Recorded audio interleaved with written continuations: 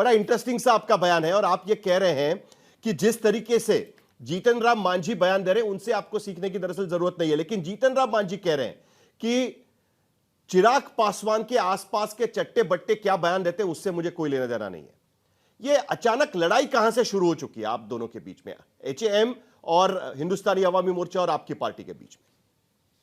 सबसे पहले मैं आज तक पे आने के लिए आपका बहुत धन्यवाद करना चाहूंगा।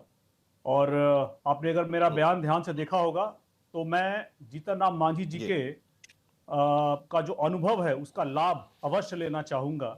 और ये मैंने अपने स्टेटमेंट में भी बोला है कि उनके अनुभव का लाभ हमें चाहिए, इस हिसाब से चाहिए कि अगर हमें कृपा पात्र मुख्यमंत्री बनना पड़े और बहुमत साबित करने से पहले मैदान छोड़कर भागना पड़े, तो इस अनुभव से हमें सीखने की जरूरत है कि भविष्य में हम ऐसी गलतियों को ना दोहराएं। और उन्होंने सही कहा है, हम चट्टे बट्टे हैं।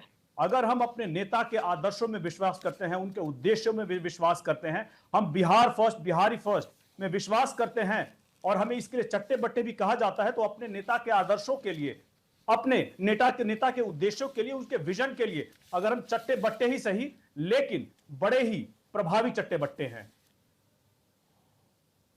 नहीं, लेकिन आपको नहीं लगता कि कहीं ना कहीं जीतन राम मांझी जिस तरीके से बयान दे रहे हैं वो इस बात से कहीं ना कहीं खिसियाए हुए हैं कि राजगीर में आपने एक सभा की, उसके बाद आपने नारा दिया कि इस बार बहुजन भीड़ नहीं आवाज बनेंगे।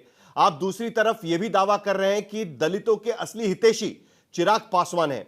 तो दरअसल दलित नेता कौन बनेगा बिहार में एनडीए के भीतर, उसको लेकर यह लड़ाई है कहीं ना कहीं। बिल्कुल, देखिए इसमें कोई लड़ाई नहीं है हमारी। हम सिर्फ दलित की बात नहीं कर रहे हैं, हम बहुजनों की बात कर रहे हैं और बहुजनों के साथ में सर्वजन की भी बात कर रहे हैं, जिनके अवसरों की संरक्षण करना भी हमारी पार्टी और हमारे नेता का दायित्व है। हमारा लक्ष्य बहुत ऊपर है। हमें बार बार खींच करके आप एक छोटे तबके के एक दायरे को सीमित करने का प्रयास करते हैं।